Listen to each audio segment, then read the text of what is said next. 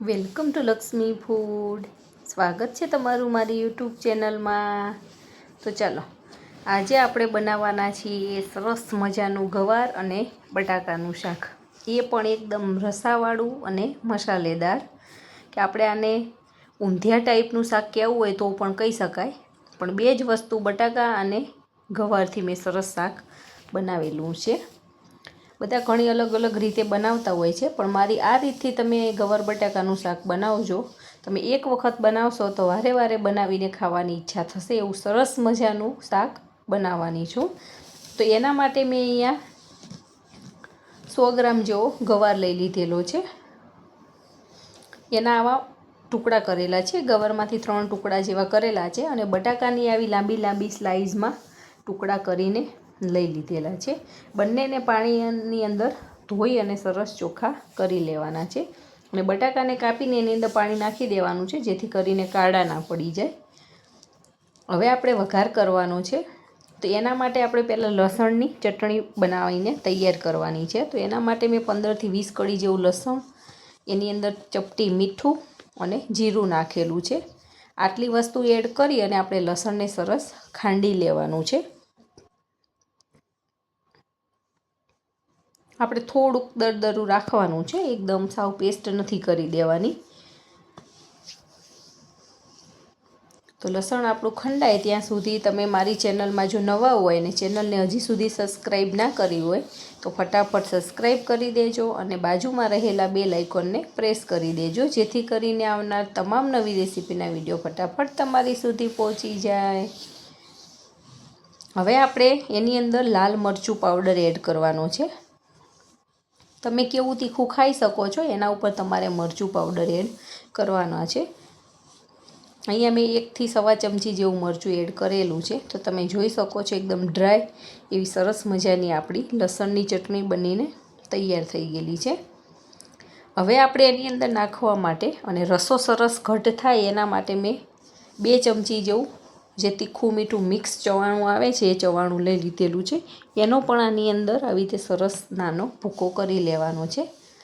હવે ચવાણાની અંદર સીંગ તો હોય જ છે, પણ એટલી બધી નથી હોતી. એટલે મેં શેકેલા સિંગદાણાનો અધકચરો ભૂકો તૈયાર રાખું છું. એ નાની આપણે જે મસાલાની અંદર જે ચમચી આવે છે એવી 3 ચમચી ભરીને સિંગદાણાનો પાવડર લીધેલો છે. અને 1 ચમચી જેવા આપણે સફેદ તલ લઈ લેવાના છે. આનાથી ટેસ્ટ બહુ જ સારો આવે છે અને આનો રસો પણ ઘટ્ટ થાય છે. અને આપણે રોટલી કે પરોઠા સાથે ખાવાની બહુ જ મજા આવે છે. આનાથી માવો સારો થાય છે. તો બધી જ વસ્તુ સરસ આવી રીતે ખાંડી લેવાની છે. આનો પણ સરસ આવો દરદરો ભૂકો કરી લેવાનો છે. ચવાણાની અંદર તેલનું પ્રમાણ રહેલું હોય એટલે આપણે થોડુંક ખાંડીએ એટલે તેલ આમાંથી છૂટું પડી જાય છે. હવે એક બાઉલની અંદર આપણે આને કાઢી લેવાનું છે. તમારે રસો કેટલો કરવો છે એના પ્રમાણે આપણે ચવાણું લઈ લેવાનું છે. હવે સૌથી પહેલાં આપણે કુકરની અંદર 5 થી 6 પાવડા જેવું તેલ મૂકેલું છે ગરમ થવા માટે. તેલ સરસ ગરમ થઈ જાય એટલે આપણે એની અંદર ગવારને સાતળી લેવાનું છે અને ફ્રાય કરી લેવાનું છે. 80% જેવું આપણે આને તળી લેવાનું છે. ગવાર સરસ તળાઈ ગયો છે તો એને આપણે એક બાઉલમાં કાઢી લઈશું અને પછી એ જ તેલની અંદર આપણે બટેકાને તળવા માટે મૂકી દેવાના છે. બટાકા પણ આપણે 80% તળી લેવાના છે. આની અંદર તેલ આપણે થોડુંક ચડિયાતા પ્રમાણમાં રાખવાનું છે, જેથી કરીને આપણું શાક અંદર સરસ સતળાઈ જાય. એટલા માટે બટાકા આપણા સતળાય છે ત્યાં સુધી આપણે એક પેસ્ટ બનાવી લેવાની છે. તો આપણે થોડુંક પાણી લીધેલું છે, એની અંદર હળદર 1 ચમચી જેવી, ટેસ્ટ પ્રમાણે મીઠું, 1 ચમચી ધાણા જીરું પાવડર અને અડધી ચમચી જેવો ગરમ મસાલો લીધેલો છે. ગરમ મસાલો તમને જો ના ફાવતો હોય તો તમે એને સ્કીપ પણ કરી શકો છો. હવે 1 ચમચી જેવી મેં ખાંડ એડ કરેલી છે. ખાંડની જગ્યાએ તમે ગોળનો પણ ઉપયોગ કરી શકો છો, પણ આપણે અહીંયા ખાંડનો ઉપયોગ કરીએ છીએ. આ બધી જ વસ્તુ પાણીમાં નાખી અને આવી રીતે એની સ્લરી ટાઈપનું બનાવી લેવાનું છે. હવે એનો કલર સારો આવે એના માટે આપણે કાશ્મીરી લાલ મરચું અડધી ચમચી જેવું એડ કરીએ છીએ, કેમ કે એમાં તીખાશ નથી હોતી, ફક્ત કલર સારો આવે એના માટે જ આપણે એડ કરતા હોઈએ છીએ. તો આને એક સાઈડે આપણે રાખી લઈશું. અને ત્યાં સુધી આપણે હવે જોઈ લઈશું કે આપણા બટાકા કેટલા સતળાયા છે. અને થોડુંક વચ્ચેથી પ્રેસ કરીને જોશો તો પણ ખ્યાલ આવી જશે. 70થી 80% જેવા આપણા બટાકા સતળાઈ ગયા છે.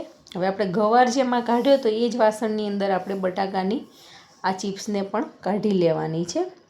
હવે જે તેલ વધ્યું એ જ તેલની અંદર આપણે વઘાર કરી લેવાનો છે.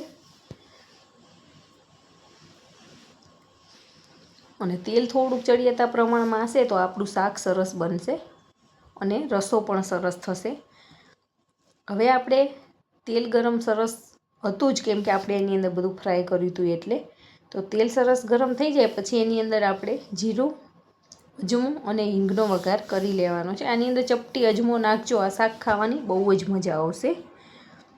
અને જો તમને મારા વિડીયો જોવા ગમતા હોય અને વિડીયો પસંદ આવે તો વિડીયોને લાઈક કરજો અને તમારા ગ્રુપમાં ચોક્કસથી શેર કરજો. હવે આપણે એની અંદર ટમેટાનો વઘાર કરી દીધેલો છે. ટામેટાને મેં એકદમ ઝીણા ઝીણા કટિંગ કરીને લીધેલા છે. જો તમારે કટિંગ કરીને ના લેવા હોય ને તમારે આની પેસ્ટ બનાવીને લેવા હોય તો પણ તમે લઈ શકો છો, પણ મેં એકદમ ઝીણા કાપીને લીધા છે. અને આપણે તેલની અંદર સાતળશું એટલે ટામેટાં પણ આપણા સરસ પાકી જવાના છે. અને હવે ટામેટાના ભાગનું આની અંદર સહેજ મીઠું એડ કરી લેવાનું છે અને આને 2 થી 3 મિનિટ સુધી પાકવા દેવાનું છે. એ શાકભાજી આપણું સતરાઈ જાય ટામેટાં ત્યાં સુધી આપણે હવે જે ગવાર અને બટાકા જે લીધેલા છે એની અંદર આપણે લસણની જે ચટણી બનાવી છે એડ કરી લેવાની છે. આ દરેક ટ્રીકને તમે ફોલો કરજો તો તમારું પણ શાક સરસ બનવાનું છે. નાની નાની વાતોનું ખાસ ધ્યાન રાખવાનું છે. ચટણી આપણે આની અંદર એડ કરીને લેવાની છે. ચમચા વડે મિક્સ કરતાં ના ફાવે તો આપણે હાથથી પણ સરસ મિક્સ થઈ જાય છે. અને બધા જ બટાકા અને ગવાર ઉપર આપણે લસણની ચટણીનું કોટિંગ કરી લેવાનું છે. તો તમે જોઈ શકો છો એકદમ સરસ ચટણી આમાં મિક્સ થઈ ગઈ છે. હવે ટમેટાં પણ આપણા એકદમ સરસ સતળાઈ ગયા છે. તમે જોઈ શકો છો એકદમ પાકી ગયેલા છે. હવે એની અંદર આપણે જે સિંગદાણા અને ચવાણાનો ભૂકો બનાવેલો હતો એ એડ કરી લેવાનો છે. એટલે એ પણ તેલની અંદર થોડુંક સતળાઈ જાય અને એની કચાશ હોય તો દૂર થઈ જાય.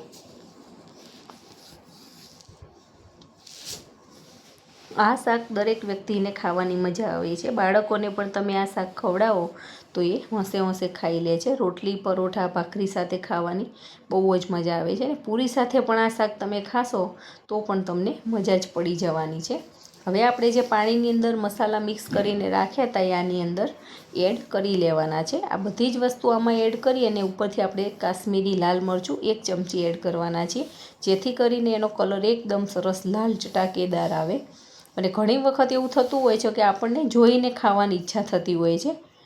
ટેસ્ટમાં ગમે એટલું સારું હોય પણ લુકઆઉટ સારો ના હોય તો આપણને ખાવાની મજા નથી આવતી. એટલા માટે આપણે કલર બીજા કોઈ કલર, ફૂડ કલરનો કે ઉપયોગ નથી કરવાનો. આપણે કાશ્મીરી લાલ મરચાંનો જ ઉપયોગ આની અંદર કરવાના છીએ. હવે ગ્રેવી આપણી સરસ પાકી ગઈ છે. હવે આપણે એની અંદર બટાકા અને ગવાર જે સાતળીને રાખ્યો છે આની અંદર એડ કરી લેવાનો છે. ને બધી જ વસ્તુ સરસ મિક્સ કરી લેવાના છીએ. થોડુંક એની અંદર પાણી નાખી હલાવી અને આની અંદર મિક્સ કરી લઈશું. એનાથી આપણો રસો પણ સરસ મીડિયમ પાતળો થશે. અને હજી આપણે 80% જેવું શાક પાક્યું છે, 20% પાકવાનું બાકી છે. એટલે એને પાકી પણ જાય અને રસો થઈ જાય ને એની અંદરથી તેલ પણ સરસ છૂટું પડી જાય. એટલા માટે બધી જ વસ્તુ મિક્સ કરી અને 1 મિનિટ એમનેમ થવા દેવાનું છે.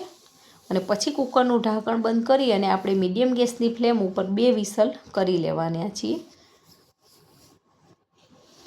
તમે મારી આ દરેક ટ્રીકને ફોલો કરશો તો પહેલી વખત બનાવતા હશો તો પણ તમારું આ ગવાર બટાકાનું શાક સરસ બનીને તૈયાર થવાનું છે.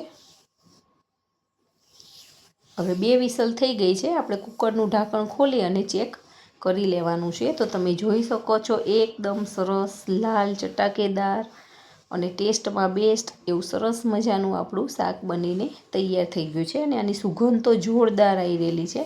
આની અંદર આપણે જે અજમો નાખ્યો છે ને એની પણ થોડીક સ્મેલ સરસ આવી રહેલી છે.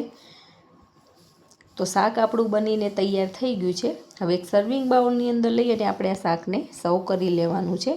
તો છે ને એકદમ સરસ, જોતાં જ ખાવાનું મન થઈ જાય એવું ગવાર બટાકાનું રસાવાળું ચટાકેદાર મસાલાદાર શાક આપણું બનીને તૈયાર થઈ ગયું છે.